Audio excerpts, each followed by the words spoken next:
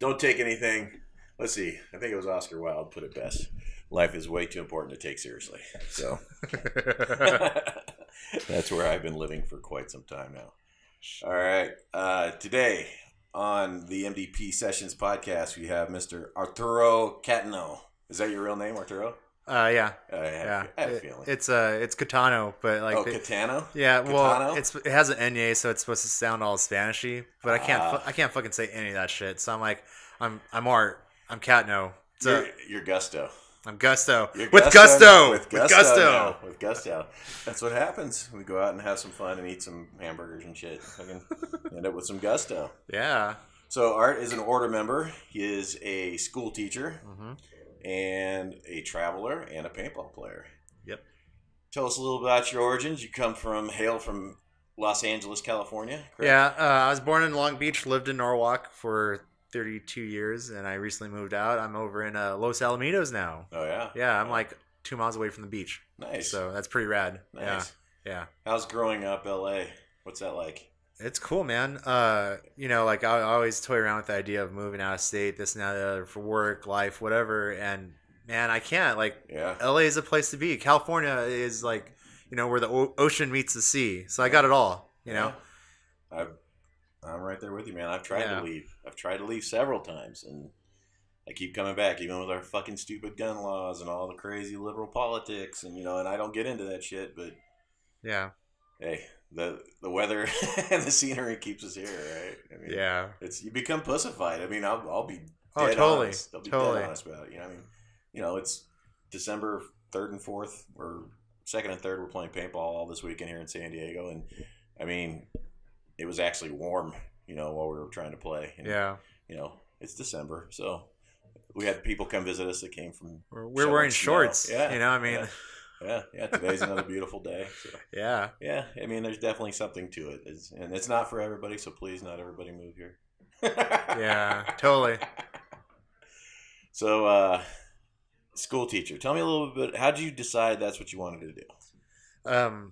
Like a lot of my family come from school teachers, office workers in the school districts or classes and stuff like that. On my mom's side, both my grandmother and her father were teachers in Mexico, and then over here as well.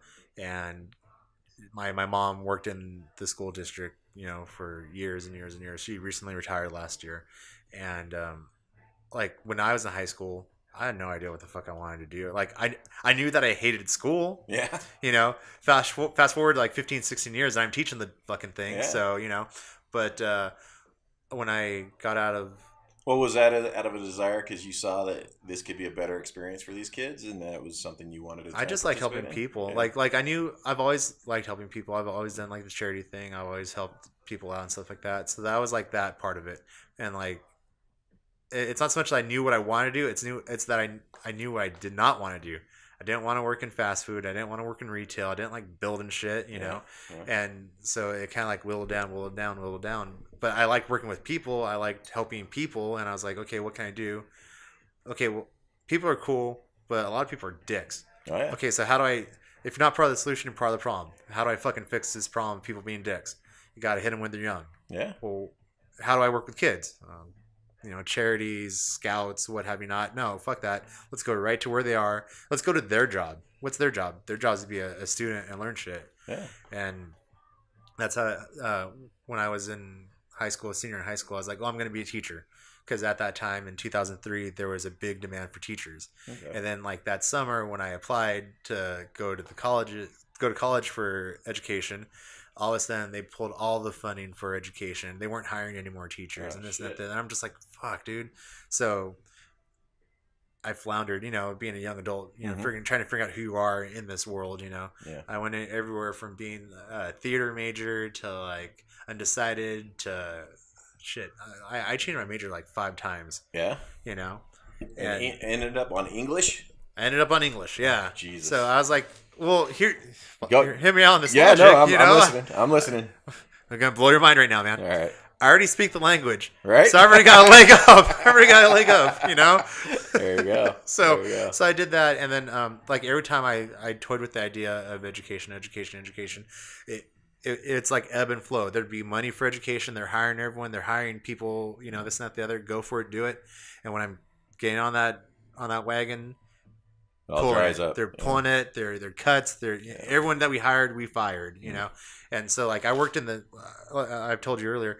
I've been in the same district for like 15 years. This is my 15th year, and the reason I say that I've been in that district or I've been in education is because I've done it all. I've been secretary. I've been a teacher's assistant. I've been a classroom aide. I've worked with special ed kids for like 5-7 years. So like I'm still I'm part of what I want to do. I'm just not doing exactly what I want to do. Yeah, because we've talked. Obviously, not when being recorded, and you're saying you want to become a professor. That's the I'm going to become a professor at a community college level because that's where I grew up the most. Like I said, when I was in high school, like you have your friends who are like, "Oh, dude, we have 80 days till the next break, till summer," or like, "Hey, there's 2 weeks before winter break, right?" And then you have kids who are like, "Dude, I can't wait till the weekend. We're gonna get fucked up." And like, which kid I was? I was a kid that would go into class with his backpack, throw his backpack on the desk, sit down, look at the clock, and be like, "We have 57 minutes. I might make it through this period." All right. And I wasn't like a rebellious kid or anything. I was a legit nerd. Marching band, academic decathlon, theater, right? Like I said, my mom worked at the school, so I was like a goody, right? Because like I couldn't fart without her finding out, you know. So like I was there. I did my shit. Like C's get degrees. That was like my mentality. I did the bare minimum. Cruise control. I ain't causing any problems. No one caused any problems with me, and I just did my time. And it wasn't until I was in college when I was like, oh shit, like I could take classes I like that I'm actually interested in, and where you get to be a little selective, right? I get to select everything I wanted, and which is both good and bad because I did all the ones I wanted to do, quick style, and math, which is like my kryptonite. Like I had to take like 4 years of math because I just sucked at it. So like I openly tell my students all the time. I'm like, hey man, I went to community college for 6 years. That's like fucking Animal House status. Yeah, all right. And I partied a little bit. I goofed off and stuff like that, but it's because my studying was crap. I wasn't good at it, and pride comes before the fall. I never asked for help or anything like that. And then finally, when I started to ask for help, it was at the tail end when I realized I can bitch and complain all I want about what stuff I don't like. I still got to do it. Yeah. Just when you're going to sign up for something, there's an allotment of work that's expected, and you just got to do it. It sucks, but you definitely got to get through it. And are you getting? I mean, I know right now you do more substitute work, you do fill-in work. Yeah, you are getting your credential where you're going to take a class full time or something like that, right? Correct. Yeah. So like right now, I equate it to like I get the car on loan, but I got to bring it back. Yeah. And like I don't want to borrow the car all the time. I want the fucking keys, and I want to do what I want with the car, and shape some young hearts and minds. Yeah, man. So. Well, I mean, I could see that, like, because the idea of teaching appeals to me just because I know, like, there was very few teachers that like tried to make school special or interesting, and I like to think that that's what I would go for if I was going to be a teacher, but I could imagine that, you also probably end up feeling like you're bouncing your head off the wall and fucking saying the same shit over and over to these kids, and it's just not sinking in. So what do you do then? There's got to be a level of frustration with that, huh? Yeah, like, and I'm like a really chill teacher, right? Yeah. And so like my MO is just like, okay, look, if you want to do the work and learn and shit, cool, awesome. If you don't want to do anything, just sit there quietly, put your head down, play on your phone, whatever. Don't distract others that legitimately want to do something, actually want to learn, that are coming in and they're like, I need to figure this out because I couldn't do it on my own. Yeah. I was like, if you want to be a dick about it, like, that's fine, because I got 15 plus years on you guys. Yeah. I could be a bigger dick. Yeah. And the only difference is I get paid for it. Right. So I mean, in the end, you're going to be the one who says he's in that classroom and who's not. So yeah. But hopefully, I mean, you want some receptive students, and Yeah, and so like even the ones that don't like me, like who legit do not like me, like they may not like me, but they respect the fact that there's others around me. It's not just me and him, or it's not just me, you know. I have a hard time finding that anybody would not like you. I mean, you're weird as fuck, but you're still a likable guy. I think that's what appeals to them. They're like, you're not like a normal adult. And I'm like, what the fuck's that supposed to mean? They're like, you watch cartoons and like eat cereal and like, you know, you play paintball. That's so weird, you know. And actually, this last weekend at Dead Legends 2, one of my students is a clown. It's right on. the EXO's son. Oh, nice. He was one of my students, and like I went into the class one day, and he's like, he's doing his work, and he's like, "Are you Art?" And I'm like, "Shh, yeah." And he's like, "Do you play paintball?" I'm like, "Dude, be cool, baby, be cool." You know, like all the kids are like, "Wait, what? Huh? What? Huh?" So, well, I would think that would almost have a level of appeal to a lot of the kids in the class. Yeah, that you actually do fun stuff, and you know. Yeah, I don't just sit here and wait for Monday morning to show up. You know, I got a life, but and paintball's incredibly obscure. People don't realize, you know. I mean, a lot of people have heard of it, but not a lot of people do it. That's for sure. So. Yeah. Well, when I first started, you know, like I wasn't too good at making the paintball, and you know, I'd come out with all these bruises and stuff, right? I remember one of the first events I went to, like I had a big bruise right here, and so I went to work on Monday morning, and like my, you know, like a short sleeve shirt because it's California, and one of the students is like, "Yeah, do you do heroin?" And I'm like, "What the fuck, no?" And they're like, "Because you're probably paying too much. My sister's boyfriend's uncle." And I'm like, "Oh, I don't want to hear this. I don't have to fill out reports in triplicate." Billy, man, I hate triplicate reports, man. Right. Like whenever something happens, you got to fill them all out, and it's not the carbon copy one. It's like 3 separate papers. Oh shit! I'm just like, damn. Yeah, I bet. I'm like, no, I don't do drugs. I play paintball. I do Porto-4 drugs. Society's become so litigious. There's paperwork involved with everything now, man. Like, I mean, I'm surprised you ain't got to sign a waiver when you take a shit in a porta potty out at a fucking concert or paintball event. You know? Yeah, man. Well, you probably do. Those porta potties are pretty rank this weekend. I've never read the fine print. Those stickers they stick on the wall. Don't even about it. It's scary. It's mainly about that blue liquid at the bottom. Yeah, right. So. The Ebola floating in the bottom of this is not our responsibility. You bleed out your eyes and ass. It's not our deal. Yeah. Oh. So you found paintball, what, 3 years ago, 4 years ago? 3 or 4 years ago, yeah. Right on. Yeah. So tell me that story. How'd that happen? I'm not an outdoor person. Like when I was younger, I was in scouts. I did a hiking, camping thing. Yeah, unless you count being an Eagle Scout and going to Vietnam, he's not an outdoor person. Yeah. Shut the fuck up, nerd. Well, hey, I Eagle Scout at the ripe old age of 13. Yeah. Okay, so I was super young. I didn't know any better. I just drank the Kool-Aid and I was like, all right, cool, let's do stuff. You just ate the brownies. Yeah, man, yeah.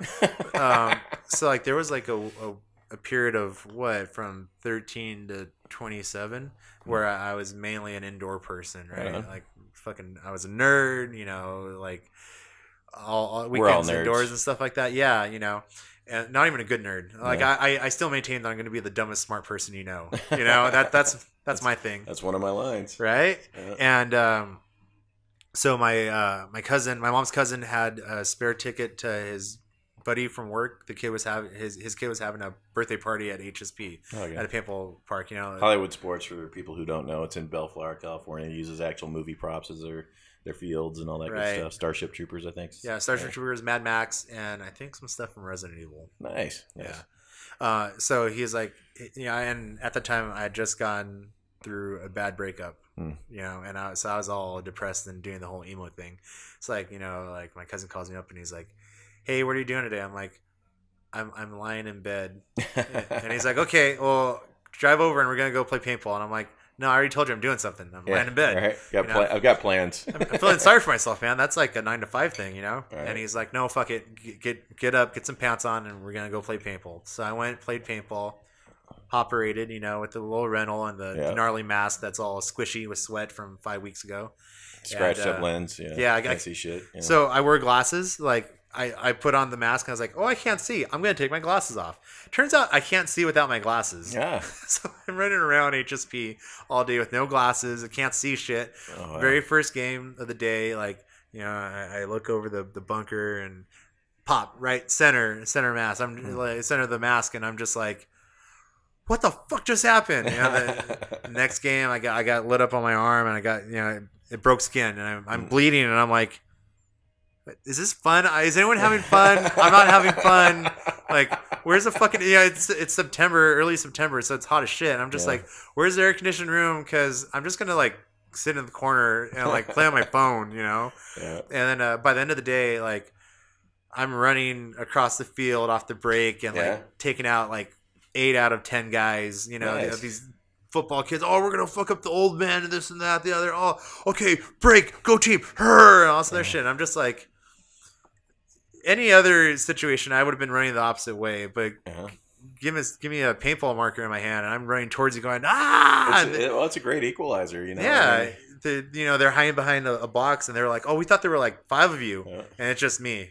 It gives you, it gives you a great litmus on humanality. It's crazy, man. Because like, you know, like you said, any other sport that requires you can work within your own physical attributes, and really 100% it all starts with your mind. And for lack of a better term, the paintball marker becomes an extension of that, you know. Oh yeah. And so you can be super mobile and play a great paintball game. You can be super mobile and be shit. You can be not very mobile, but an amazing gunfighter and a great shooter, and fuck people up all day long. You know, I mean, my game's had to mature. I can't move like I used to, so I just got to stick to my gunfighting skills more than anything, you know. Yeah. And I'm sneaky. I can crawl all day long. You know, that's really one of the biggest things when the field allows for it. You know, obviously there's a lot of situations where there's nothing to crawl behind or through. You know, but you work and adapt, which is one of the cool things. Is each field you got to play differently. You know, that's for sure. Adapt or perish, right? Yeah.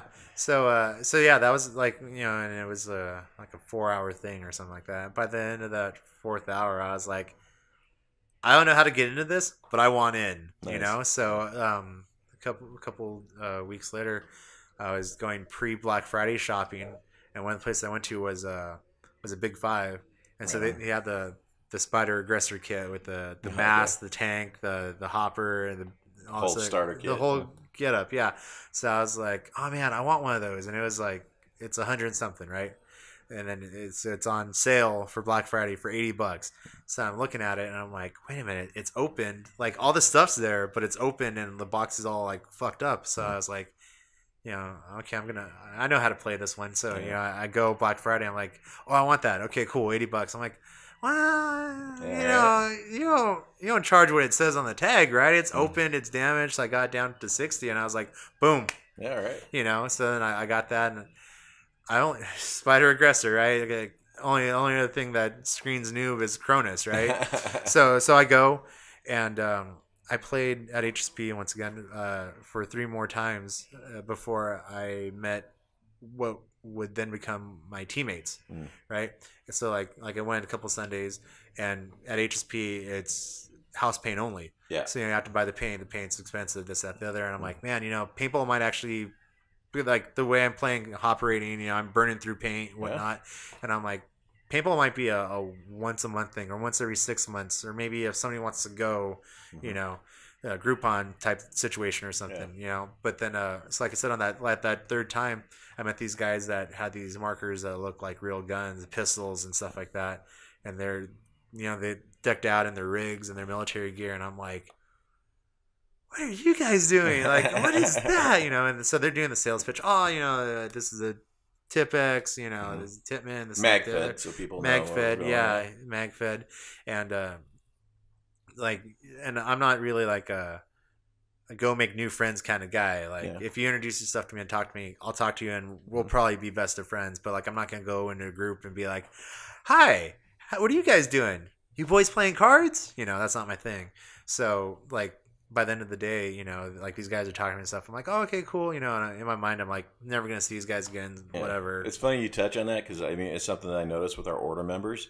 A lot of us are very social individuals, but they're socially selective. Like, it's like, you know, you got to, like, actually almost, like, not stalk, but almost just watch and see how someone else acts before you're like, okay, I'll go ahead and talk to this person. you know? And there's nothing wrong with that. You know, I mean, we'll still be totally nice to everybody, but you're not necessarily going to make it in the inner circle until we see that you're not a total fucking douchebag. I mean, that's just, you know, because there's too many of them out there. And as soon as people start hemming and hawing and ego tripping, life's too short for that shit. So I completely understand where you're coming from with that shit. Yeah. So yeah, I'll articulate it. And people won't like it, but hey, this is the truth. All right. Yeah, so, it totally is. It totally is.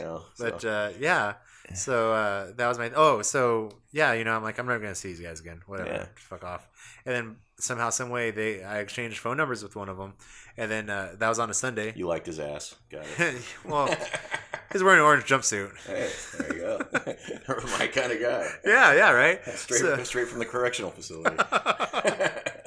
So that was on a Sunday. So on like Wednesday, I get a phone call and he's like, "Hey, this is Mitch from the field." I'm like, "I do what now? What?" Yeah. Right. I'm like, "Did I leave something somewhere?" Like, and he's like, "Oh, I remember how I was telling you about the MagFed games. You should come out to SC Village in Corona to play an MFOG."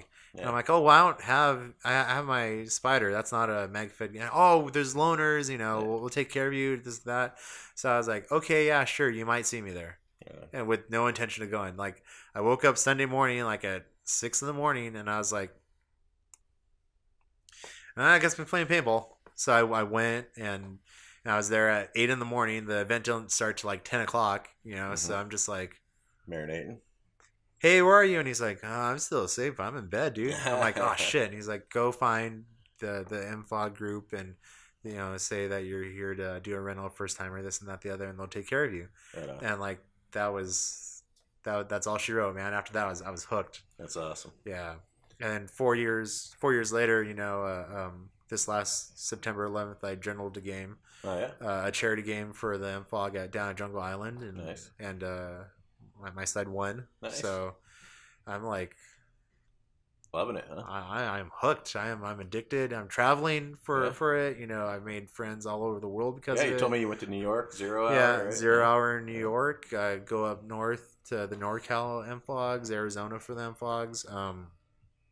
2018 is going to be my big push. And MFOG means some kind of MagFed only games. Okay. So it's only it's magazine fed markers, or if you have a hopper type marker that has an adapter that uses magazine fed paintballs, then that's acceptable. But every MFOG is somewhat different depending on who's producing it. Yeah. But those are mainly the guidelines for it. Yeah, something a lot of people don't realize is paintball can be played in so many different formats and so many different styles. And like how he's mentioned that MagFed does save on cost because you traditionally aren't going to shoot as much paint as you would with a gravity fed or a force fed loader system like speedball style marker anymore.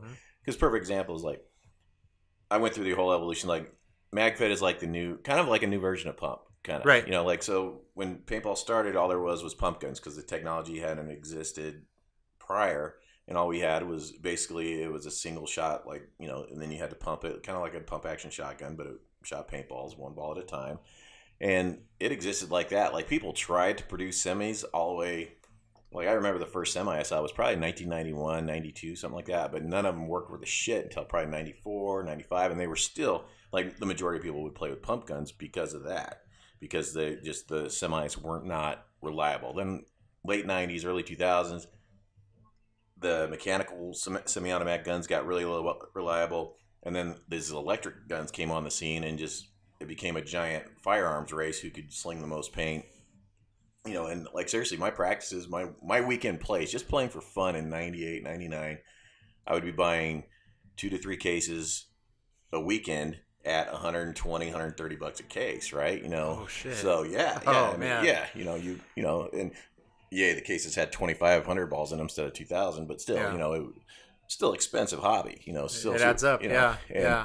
And for me, it's like I'll play it all. I'll play MagFed. It's fun. I've gone and played plenty of MagFed. I play with it. I play with just an electronic speedball marker or an autococker, just something semi-automatic that I can get paint out when I want it to, and I'll still play pump at times. But that's where it came from, and so you don't have to pigeonhole yourself into a single category. You can play them all. You can play it, but if there's something like Art found MagFed and he absolutely loves it, so you can stick with that, and you're going to find a huge group of people who just love to play that style of paintball. So, and you can find that and keep it cost effective and run with it. So, well, that was like at HSP they have maps and stuff that are different themed, but then they also have their speedball field. So like, I was like I said, I was like, oh, it's a single person type thing, maybe once a month or whatever. And like I was like, man, like the second time I went out, like I went looking for people to like play with, like, oh, you play enough, you start to recognize faces and stuff like that. And I'm like, man, like this is cool to do it alone, but like it's fucking lonely. I'm on a team, but I'm still alone with the hell. So I'm like looking around and I'm like, oh man, it looks like the only way that you could have like a team mentality or a team type thing is if you do speedball. You got your players playing the back, the forward, the Doritos, whatever, the snakes, and I'm like, okay, well shit, I'm gonna have to play that. So like I remember on my lunch break on my second time playing, I'm looking at him, I'm like, okay, like what would I be? And I'm like, well, I'm not fast, so I can't be a forward player, and my knees aren't going to let me be a snake player, right? Sliding around, running on my knees and stuff like that. And I was like, oh, I guess I'm going to be like a back player. And so I'm looking at it, I'm like, fuck, dude, the way these guys are playing, I know my body, and it's not going to do that for long. And I was like, I might have like 1 season or 1 year of this before I have to like rethink how to play or play paintball at all. And then when I found MagFed and scenario games and this and that, the other, I was like, oh, dude, yeah, I could do this forever. Like, I could even do this when I'm an old decrepit man. Stick a box mag on my walker and just send me out in the and you got sunset. Like I started playing in '87 when I was very young, 14 years old. I could run and do anything, and progressively I've gotten older. My injury pile has gotten deeper, and now I play a very different game than I did, say, even 10 years ago. 2017, 2007. I was officially retired from tournament paintball, still playing for fun. And could do way more than I could do now. I'm definitely not going to get any better at the game, but I still have fun. I have fun. I go out and play. I get to see you guys and hang out with my friends, and we talk shit and just I mean, it's something to do. It's exercise without realizing you're getting exercise. Exactly. There's some disciplines involved because you have to maintain your gear if you expect it to perform and take care of you out there at the field. So there's a lot of good, valuable lessons to be learned by participating in this. It's much like, and I've used this analogy before and I'll continue to do it, it's a lot like a martial art. I mean, if you're into jiu-jitsu or taekwondo, whatever, Muay Thai, you have to maintain your gear. You have to go practice. You have to stay in tune if you want to be in the least bit competitive, so at least stay doing it, because the rust builds up real quick. Yeah, that's very true. Yeah, man. Yeah. And I'm the kind of person, if I'm doing something, I want to be good at it. I'm not going to be the best, especially, at 45 years old, but, I still am competitive, and I need that, so. Yeah. Yeah. So it's a fun thing for sure. It's a neat experience for anybody who hasn't done it yet. You need to go play paintball. There's nothing like shooting somebody in the face. Yeah. Yeah. Do you ever try and get your kids out or anything like that? Yeah, like I said, I have some students who are like, oh, paintball, oh yeah, I've done that before. Or, oh, hey, my brother took me out one time or whatever. And I'm like, you should do it more often or whatever, And I've actually had some students who've seen me at the field, and they're like, oh, Mr. C, I saw you, and you were like all decked out, like you look like an army man or whatever. And I'm like, oh yeah, that's what cool. I do, cool. But yeah, I've had some students say, hey, after we graduate, can we go out and play? And I'm like, you can do whatever you want, man. You're over 18. You can do whatever the fuck you want, Yeah.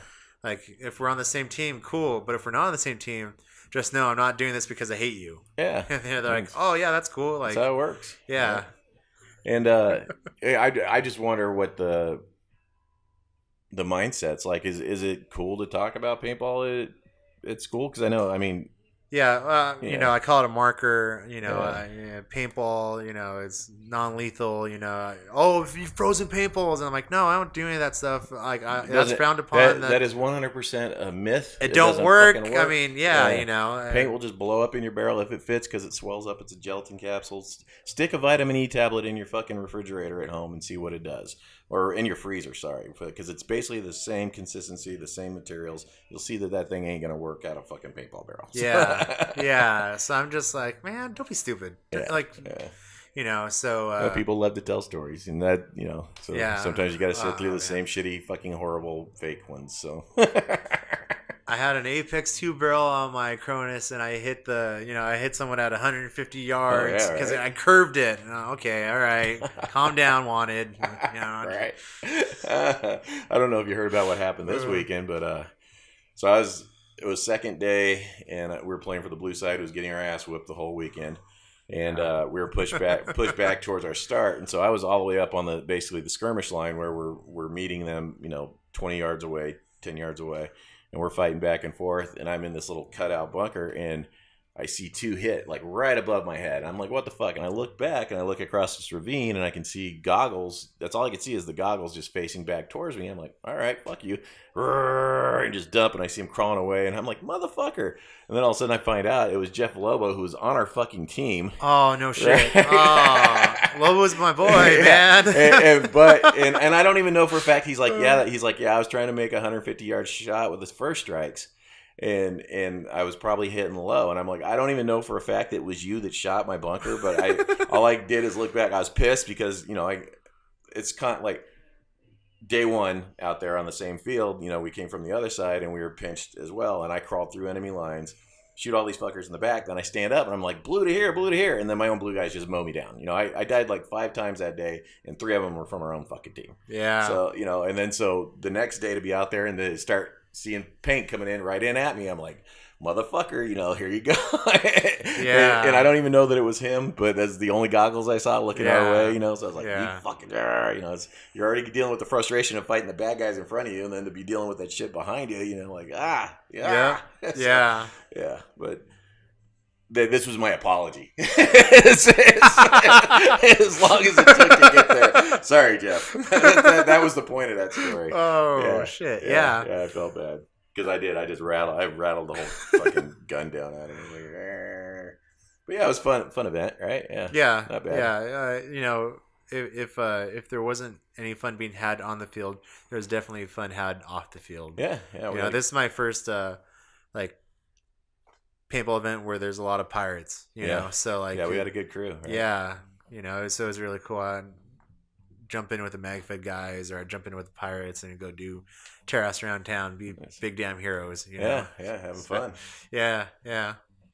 So you've got a trip to Russia planned. Tell us a little about that. Yeah, we're going for the World Cup, the 2018 World Cup in Russia. There's as of right now, there's 150 of us, but there's still people coming on, still people buying tickets for friends, family, or whatever that want in. It's through the school district. There's a guy that works in the district office that I guess he arranges it all. Yeah, one of his side gigs or whatever is working with his buddy who does trips to all kinds of sporting events all over the world, World Cups, various soccer events in Europe. The Olympics and in various places and whatnot. And so half of it, roughly 75 are coming from the school district. So employees of the school district, teachers, staff, janitors, whatever, right? It's a big field trip. Yeah, it's a big field trip. And then the guy who's putting it together, his contact is from Mexico City. So he has 75 guys and women coming from Mexico City. Yeah, so we're going to meet up somewhere and then go to Russia, because there's 150 of us. They're actually talking about getting their own plane, so we don't have to go through the regular stuff of with the regular folk. Yeah, that'd be cool.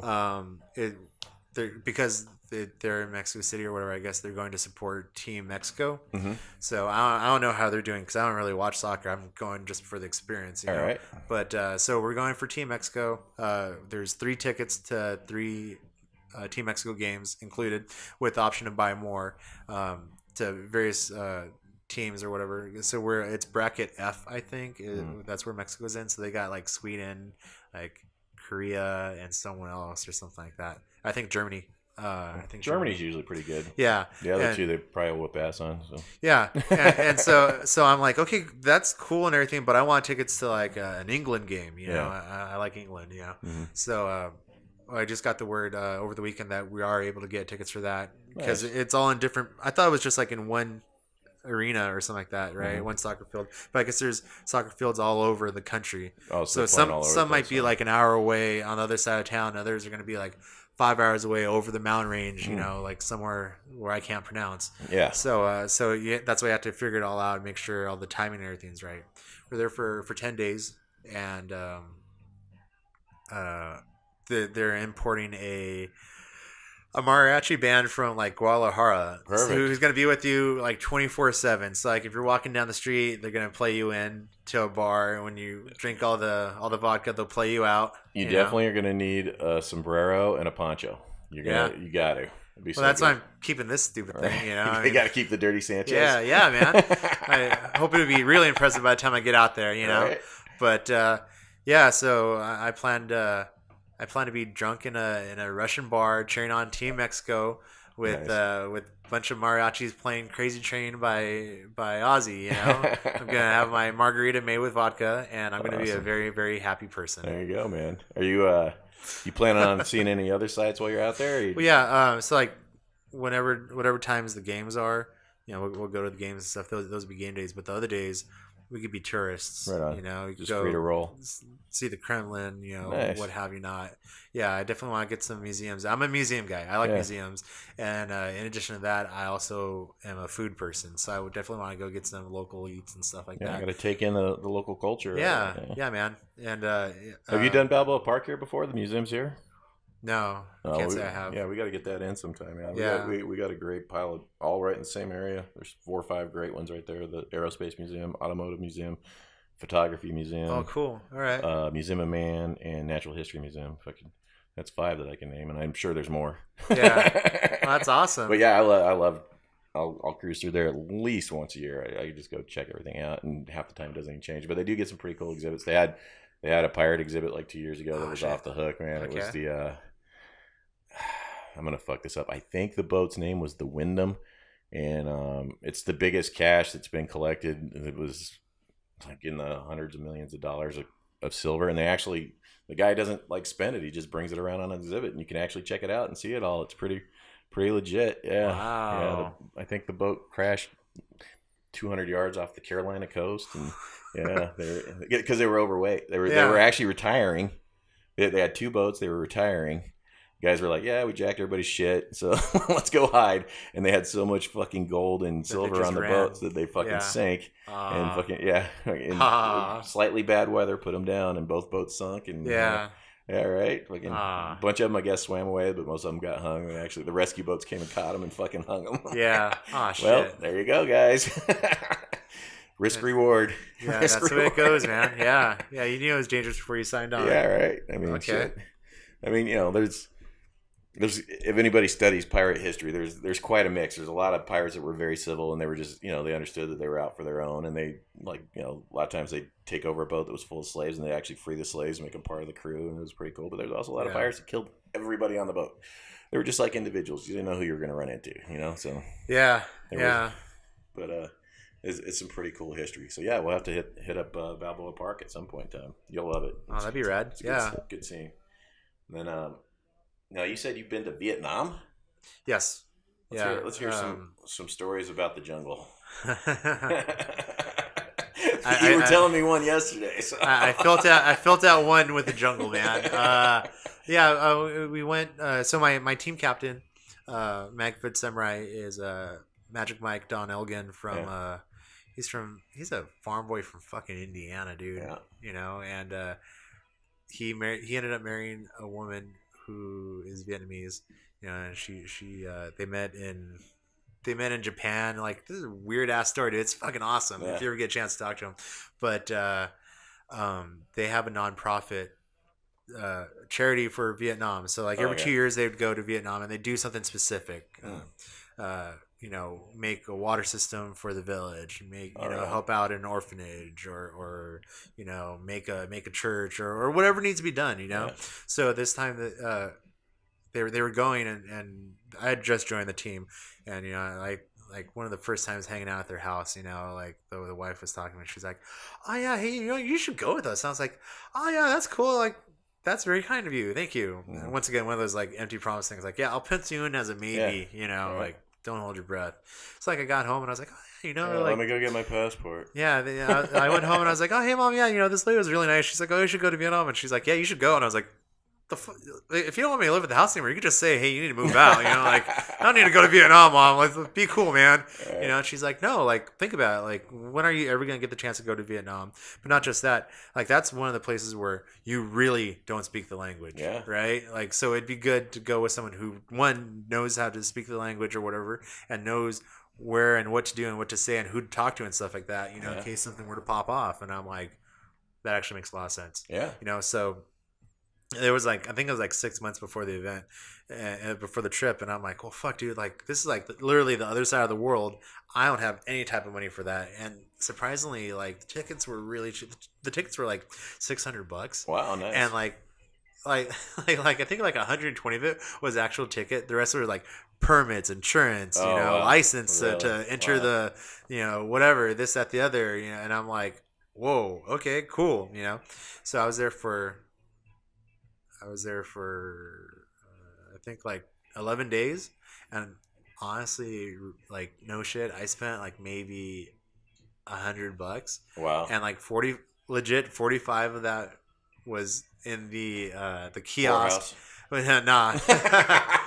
They got that to me for free because I looked funny. It was in the kiosk when we were in the airport to come home, because I hadn't bought any souvenirs. Oh, yeah. Like, you gotta do the cheesy souvenir thing, but like, Vietnam isn't really like a touristy, cheesy souvenir type place. Like, unless you want like a pack of cigarettes, Yeah, right. So I'm just like, oh shit, I gotta get some. So I got like $45 worth of magnets, which is like 7 magnets. So, I'm just like, oh shit, yeah, right, okay. It's a thought that counts. Right? Yeah, exactly. But so we went, and that time they had a group of like anthropology students from like North Carolina University, and their sister college, which is in Japan somewhere, because my buddy and his wife have friends who are professors in Japan. Okay. And so they're like, oh, we'll bring our students too. So it was actually the Japanese campus they had the liaison. So their sister school was the North Dakota students. So those were the ones they were the wild cards. We didn't know how they'd be. All right. And they ended up being fucking dicks, dude. Oh, like, they legit embarrassed me to be American. And I'm just like, I don't know these assholes. Yeah, like, they, like, I guess some of them were also like minoring in like I think like being doctors and shit like that, medical field. So like, they thought that because we went to do a soup kitchen at a like a cancer center or something like that, right? So there's all these people who are ill, deathly ill, and somehow, some way, somehow, some way, these students thought that they were going to be able to go into the operating room and help out. And it's like, do you have any training whatsoever? Cool. You saw a PowerPoint? Yeah, right. Yeah, let's do that. Here's a knife. No. But another thing we did, we made a deer stand for in Vietnam. I guess they don't have a word for orphanage, but rather it's like home for people who are not wanted, babies all the way through the elderly. Right. So like, you have too many kids, or you have someone that's not well physically or mentally, and the family, even if they have family, they'll like take them to like the end of the road, and it's like just a little mountain, and okay, go that way, and like in an hour or a mile or whatever, you're gonna find a building. That's where you're gonna live from now on. Go, So like, we went, and there's just like a bunch of little like houses, like adobe houses or whatever, and and they just like live there. It's next to a church, so like the sisters are helping, and that's the social services there, huh?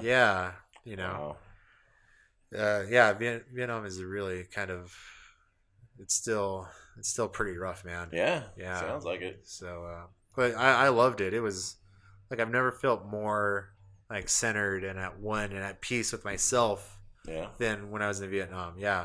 What do you attribute that to?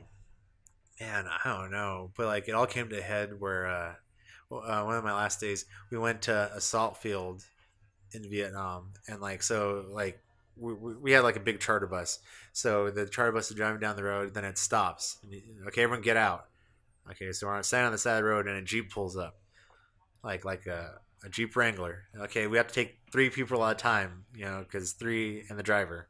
And so I get in this Jeep. Oh, don't bring your backpacks. You don't need anything. And I'm like, well, fuck, this is where I die. Yeah, right. And I was like, I always imagined it'd be like in a blaze of glory or something cool, not in a fucking shallow ditch in Vietnam, So for your shoes. Yeah. So I get in the Jeep and I'm just like, okay, I'm just gonna book it. I'm just gonna run because I've seen these cartel videos before. I know how this goes down, right? Oh shit. So we go, we're Golden Dragon Triad. off-roading, right? For maybe 17 minutes. Oh, yeah. And then, so we get to this place. Not 15 or 20.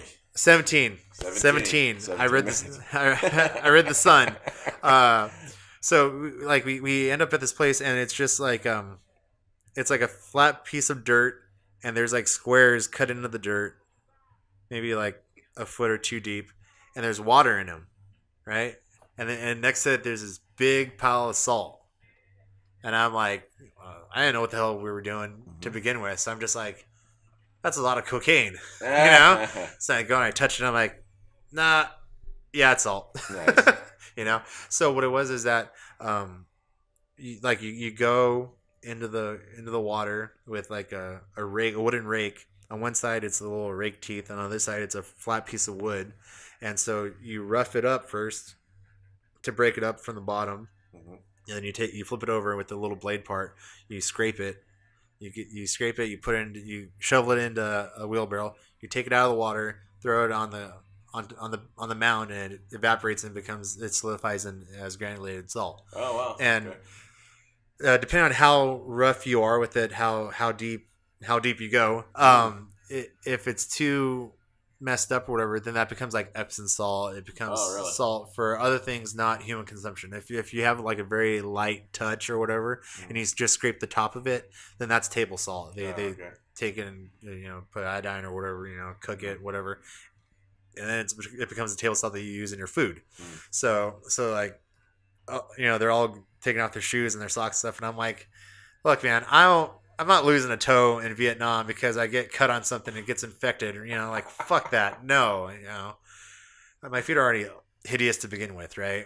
And so I'm standing there and watching them, and they're like, "Oh, well, we have galoshes. We have rain boots." And I'm like, "Okay, well, maybe." So they pull out these.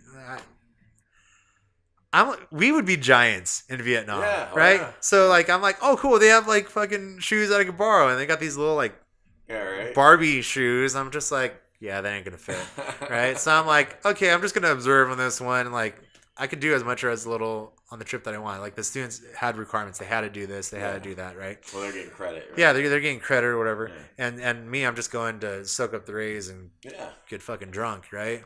So I'm like, this is one of those ones where I'm gonna take a hard pass. So I'm watching them; they're doing it, and they're bitching and complaining the whole time. And I'm looking at them, I'm like, that looks like fun. I want to do that. So I took off my shoes, took off my socks, rolled up my pants, and I get in there. And right away, I don't know how or why, I got little cuts on my feet. So the salt's just burning, and I'm just frothing at the mouth, right? So I started doing it, and I'm like, yeah, this is bullshit. I don't know what I'm doing here. What the fuck, man, And then, I stop, and I look up, and I just see, a mountain range. I see the ridges of the mountain, and there's, one cloud in the sky, right? And it's blue. It's fucking beautiful. The colors are vibrant and everything. And I'm just like, whoa. And the guy next to me is like, what? I was like, can we just shut the fuck up for a moment and just can we just appreciate the fact that we're scraping salt in the middle of the fucking sun in Viet fucking Nam, dude? Vietnam, yeah. And they're just like, what? I was like that was my moment when the entire universe, the first time in my entire life where it just all centered right down to me, or from the tippy top of my hair in the present, huh? to my toes, man. I'm just like, whoa. And I'm, it's one of those the fuck is a kid from Norwalk ever gonna have a chance to do this? Yet here I am. Yeah. Here I'm living it. It's an amazing feeling, right? Yeah. So and I've always traveled. When I was young, my parents would always do road trips in the summer. We'd always go somewhere, you know. Fly, drive, whatever, and we'd have experiences and stuff like that. It kind of stalled when I was in high school and when I was a young adult or whatever, but we're getting steadily back into that. And it's not just road trips around the continental United States, but it's world traveling. After I got my BA, my mother and I went to England, France, Italy. We're going to go to Russia. Yeah. Eventually we're going to go to Japan. I mean, it's good to have shit on the hit list. Yeah. Sure. Well, yeah, like the number one bucket list was the European trip, and like when we got the plane coming home, we looked at each other. We're like, we fucking did it. Yeah. And then like we looked at each other. And we're like, oh shit, we did it. What do we do now? Like, all right. Well, now this is Europe or this is. This is Europe. Okay. This is the Europe trip. So, I haven't even heard about that. Let's hear Europe, well, yeah. So, like, after I got my AA, my mom was like, I want to give you a gift when you get your BA to take you on a European trip. Because she's been to Europe twice before. Once when she was younger and a couple years back. And she's like, I want you to experience that. And I was like, okay, cool. Yeah, let's do it. The problem with that was... it took, like I said, 6 years to get my AA. So she was like, "Okay, it's gonna take." He's dumb. He's really fucking. Yeah, so. She's like, "It's gonna take this guy like another 6 years at least, because this is like hardcore shit, right?" And I cracked it in 2 years. Nice. So like I show up. So you averaged back out. I showed up one day at my mom's house, and I was like, "All right, I'm graduating," and she's like, "What?" I was like, "Yeah, dude, like I fucking did it." And she's like, "It's only been like 2 years." I'm like. Well, yeah, but this is shit I legitimately enjoy. Once again, you choose your classes and stuff like that. After you get your A, which is a general, you can go in your specific discipline. And mine was English, and like writing, talking about reading and writing and reading. Like, I mean, nice. So I burned through that in 2 years. Then like it was. Like she's like, oh, I still need to get money for the tickets or whatever. So like we're hustling, we're working, and we finally get it. And so we went on our trip, and England, we did all the touristy things. We were at Stonehenge. We had I had lunch with the Queen. Like we went up to the palace, and then they have the fence and everything. So I had a sandwich in my backpack, and I was like, "Fuck, I'm gonna have lunch with the Queen." So I put my hand through the fence and I weave it around. So here's the fence and everything, and so I'm with my sandwich. I'm like, I still call it a win, and then the security with the little bushy hats kind of start walking my way. Oh shit! Palace guard. Yeah, lunch is ending early. Then we went to France. The Eiffel Tower, all that stuff. You trying to do the Louvre? Yeah, we went on a tour for that, and then even though it's just a little pecking on the surface, I feel like that amount of tour was like an intro to the tour. I was like, man, like there's so much more in addition to the so much more. It's just unbelievable. Like you see in the movies and stuff like that, you're like, oh, whatever. But like you're there in person, it's like, holy crap, that's badass. And then we were there. Actually, we were there for the last World Cup, the final game between Argentina and Germany, and that's when we got the idea to go on the World Cup trip. So it was our last night there, and our hotel was like between bars. Like it was like a row of bars, a hotel, and a bunch more bars. So like 8 a.m, there's people running around with face paint and the flags as capes and stuff. They're like, oh, Argentina, and we're like, I thought we were in France, and they're like, no, the World Cup, and we're like, oh, okay. So after our adventures, we went down to the bar, and they had it was a bar full of Argentinians. Nice. and one German guy. Oh yeah. So anytime Germany got the ball, he'd be like, "Yeah," and everyone looked, and he's like, "Yeah." So we were watching it, and we were standing there watching the whole game, the whole thing, and nobody scored the whole game. There was like maybe like a minute left. Boring ass game. Yeah, and no, it was actually really good. The back and forth. It was that good. Yeah. So like the last minute, and I'm like, hey, you know what? Like, we've only been at this bar. Let's go to the bar next door, or like one of the other ones. Like, let's see what's going on there. So my mother and I both turn around, and we hear, and then we're like, we turn back, and they scored. Germany scored. Right. Yeah. Germany scored, right? So like, the last 30 seconds of the game or whatever, like, all the people in the bar, they're crying. Like, women are openly weeping. Men are like crying on each other's shoulders. Like, kids are on the floor having tantrums and stuff. And the German guy is like, Woo! As Vidison. Who said that? Who said that?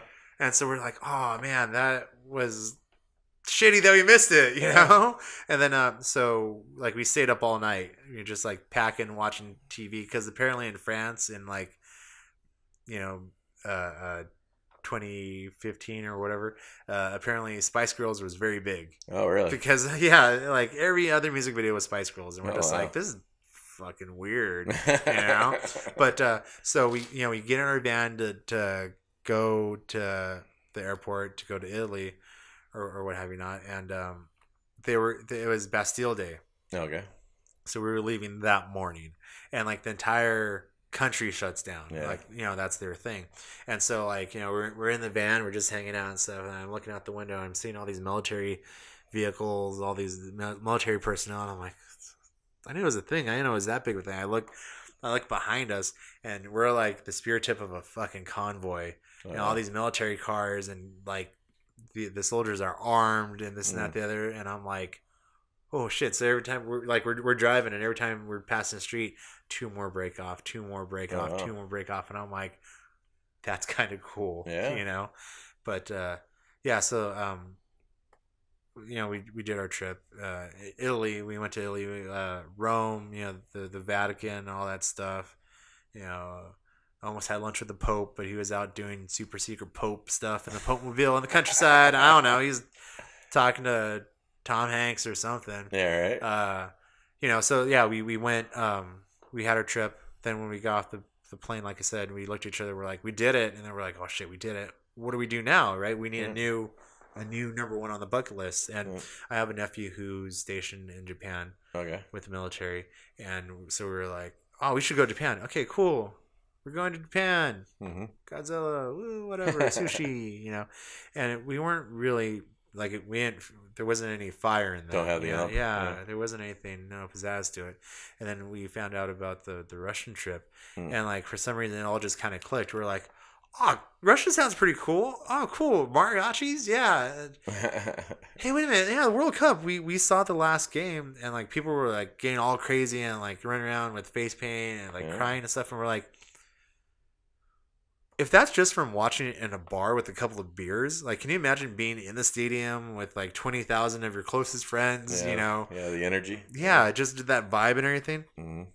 So we're like, oh, dude, let's do that. Okay, cool. And then when we started talking about it, we're like, yeah, we're going to Russia, this and that, and the spark was there. That fire was there. So we're like, oh yeah, this is a thing. Eventually, we'll get to Japan. Eventually, we'll get to all these other places. But like right now, the course is taking us to Russia. Oh yeah, Japan's on my hit list. It's not high on the hit list, but it's definitely something I want to visit at some point in time. Yeah. Right now, I need to do Europe. I've got to go to Finland. I'm already committed to that for next year, and I really want to go to South Africa and Australia. I really want to go to those places as well. Oh, that's cool. Yeah. So yeah, I mean, there's definitely some spots that I need to see and want to see. Really, the biggest like deterrent my whole life. I mean, financially, you obviously got to have the money together, but the language barrier is always like wherever you're looking at going is always makes it weird. You think about it because like Russia would be awesome, but not speaking Russian makes it tough. And now they got little translators, $130. You can have something that translates in real time everything right around your neck, and apparently there's an app too, but I haven't messed with that at all. So there's an app for everything nowadays, right? Shit. Yeah, and if there isn't, there's an app to get an app. Yeah, right. Yeah. Shit, man.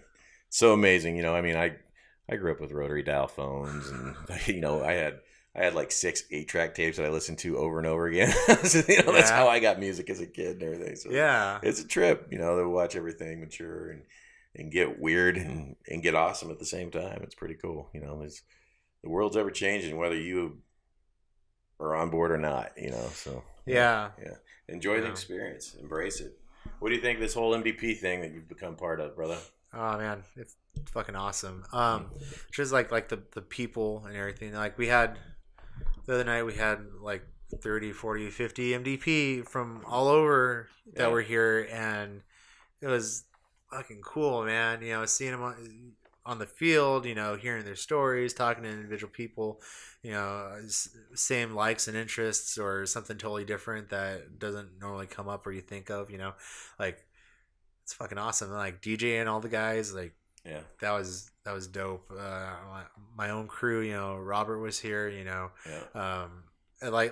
I was saying how for my 35th birthday I want to go to Sturgis, right? I want to learn how to ride a bike and go to Sturgis, right? He floored me with that. I had no idea. That's pretty cool. Yeah. So motorcycle riding isn't in my family. So is that gonna be 3 years or? Yeah, it's gonna be 3 years. So that'll be the 80th because I'm actually that's the next one I'm going to. I'm not going this year or the next year, but really the 80th I have every intention. So cool. Yeah, we can make. So now explain your dream. So okay. So motorcycle riding isn't in our family, or friends or anything like that, right? My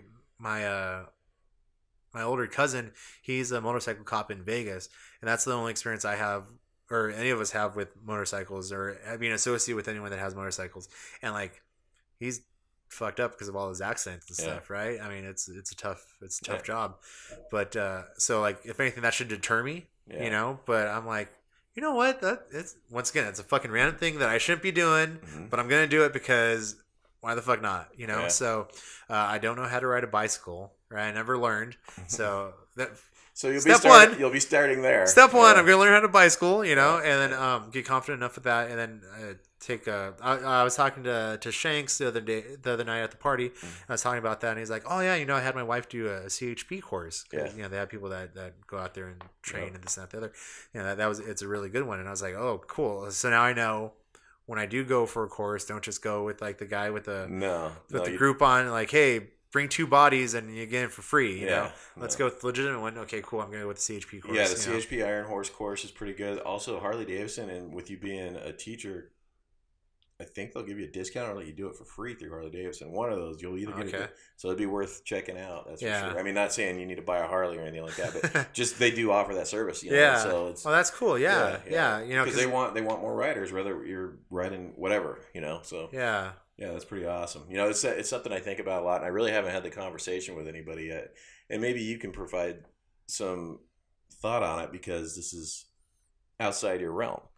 But I've ridden motorcycles since I was a kid, and I've watched the whole evolution. I know quite a bit about the history of them. Where they started roughly around the turn of the century, 1903, right in there. And we've seen what it's evolved, but it's also obviously it's evolved right along the same lines as the automotive industry. Right. And now we're getting to the spot where we're getting these smart cars, electric cars. We are seeing some electric motorcycles, but really the draw of the motorcycle was the freedom and the visceral feel of the motor, the engine, and the wind through your hair and all that. Now they just wear helmets and all kinds of shit like that. And different states you can still get away with it, but with everything becoming so automated and robotic, the car's still going to survive, but the thing is you're just going to hit a button or say, "Hey, car, take me here," right? Is the 10 years? Well, 10 years, I think we're safe. Say 50 years from now, is the motorcycle still going to exist? When every car is automated and you're not even allowed. It's probably against the law to drive your own shit. Yeah. No one's going to want to sit on the back of a fucking 2 wheels that you don't get to steer. There's an adventure in that. Yeah. So I wonder if it's still going to be a thing or not. Is it going to have a super short lifespan in our history? Because people still ride horses. Is it going to be that kind of obscure? Oh man, yeah. Right, so I don't know where it's going to be, but that was something that came to mind to me the other day because for me, there's quite a few things outlets I have to have or I go fucking crazy, and motorcycles are one of them. Shit's going bad, shit's weird, or I can just tell I'm in some kind of funk. I get out and I do an hour on the bike and I feel, completely at peace again. You just got to find those things for yourself. But that's one of them for me, and I hope it doesn't go away because I think there's a lot of other people who would benefit from it, so. Yeah. Well, that's the same with paintball, people are like, oh, paintball is dangerous, or like, oh, it promotes aggression and violence. And I'm like, no, I play paintball so I don't throw punch a kid. I mean, come on, man. Yeah. I tried to explain to several people that that it's just feeding our predator mentality. We're we're the apex predator on the planet. We're so good at fucking everything else up. We fuck each other up more than anything anymore. Because we've got everything else packaged up. We know how to deal with every other animal on the planet for the most part. Yep. And you need to. You're feeding the same beast whether you're playing hockey, football, even baseball. They're passive aggressive forms of war where this is simulated war, but there's less chance of getting hurt doing this than you do any of those other activities. Yeah. And really, the only other thing that's still like fencing is still there and mixed martial arts is still along the same lines where you're actually, I think people need combative instruments, experiences in their lives, so they could actually value, you know, life and death more. I think you would. I think people, if they're, you know, there wasn't a bunch of gun shootings back when there was fucking shooting clubs in the schools and shit like that. Right? You know? There wasn't a bunch of high school shootings and shit and people shooting each other. It was when they try and take all this shit away and make people unfamiliar with it and villainize shit is when it starts to become attractive to the people that want to be villains, you know? So, you know, and if you take that away, then it's not there, you know? Though the same people who are bitching about wanting gun control are the same people who are making these fucking action movies where they're blowing 1 million people's heads off in a 2-hour span, you know? Right? Are you fucking kidding me? You know, if they don't see that, they're probably not going to want to do it, you know? So, or at least there would be less likelihood of that coming together because it's just a tool, you know? Oh, yeah. Well, and for the longest time, I was anti-gun and anti, you know, like, oh, guns are bad. Because you didn't understand it. Because I didn't understand it. Then, you know, you don't know your own strength. Right. Here we go. Only the best. Only the best. That'll buff out. It's okay. Yeah, right. There we go. But yeah, for the longest time I was anti-gun and everything. But one of my teammates one day was like, "Oh, hey, you know, like it was raining and we couldn't go paintball." And he's like, "Do you want to go to the range?" And I'm like, "Well, I've never been, you know." And okay, fine. We're like, don't, you know, point in towards that way and don't point it towards me. And okay, cool. So then I went and I was like, oh, it's not so bad. Yeah. You know? And then we went out a little bit more, a few more times. I acquired my own firearms and whatnot. And I plan to grow my personal collection. And I'm like, okay, well, like my rationale now is like guns aren't bad. Guns aren't going to, like, if it's right here on the desk, it's not going to kill everyone in the room. You know, it's a fucking tool. It's like a hammer. Exactly. You know? 100%. Yeah. And you hand 100 people a hammer. One of them's going to take it and smash themselves in the dick. Another one's going to take it and smash the guy next to him in the head. Yeah. You know, you can't do anything about that. You know, no one gets a hammer now. You know? Yeah. I'm just like, if anyone truly wants to, they'll find a way to hurt someone. You know, a hammer, a knife, a fucking paper clip, you know, gouge your eye out. You know? And the reason they think of guns is because that's what we use in movies. It's what the military uses. I mean, it is an efficient thing, but 10 years from now, I guarantee you'll be able to build a laser in your house that will fuck people up way worse than any goddamn gun, you know? Yep. And people don't even realize it. What are you going to do then? You're going to outlaw fucking cathode lasers and diode lasers and building all your own shit? You know, I mean, fuck. Good luck. Good luck with that, you know, right? Yeah. And I know you're just waiting for when lightsabers are real, right? I mean, hey, man, I've already got 13 kills in that plastic one. Imagine how deadly I'd be with my real one. Well, even if you just had one that stunned people, how good would that be? Just well, it's like Demolition Man, right? They had their little wand thing. Yeah, that's it, man. That's it. Oh, yeah. All right, well, we could save all that bullshit for another time. I think we've had a good talk. I appreciate you sitting down with me, sir. Man, and we'll do this. We'll do this again. Yeah, definitely. I hope you had fun with it. This is really cool. Like I said, I've never watched one of your podcasts before, but like that. You know, this is so I didn't know what to expect. I thought there'd be a lot of grilling. I thought there'd be like awkward moments where I'd be like, "Can I phone a friend?" Like, no, man. Let's get the audience participation. Yeah, you know, this is completely relaxed and just people getting to know people and seeing that, you know, the MDP is just really average, run-of-the-mill, ordinary people for the most part, but, you know, people that you only see across the surface, you have no idea how deep they really go. Like, no one, I didn't even know you'd been to Europe. I knew about the Vietnam trip. That was it, you know, and that's what I really appreciate about this. I get to know people that I consider friends, family, and, you know, otherwise a lot more through this, and it means a lot to me, and that's the idea. So other order members can get to know who you are, you know. Yeah. And so on the low end of the spectrum, order members are getting to know who you are. On the high end of the spectrum, the whole world's getting to know who we are. That's what we're doing with this. So that's awesome. Yeah, that's the idea. It's a win-win. Yeah. I mean, keep it simple. Yeah, because I'm dumb as fuck. I got to keep it simple. All right, till next time. Peace, everybody. Thank you. MDP for life. Eat dick, nerds. Thank you so much for checking out our pictures, video, and other content.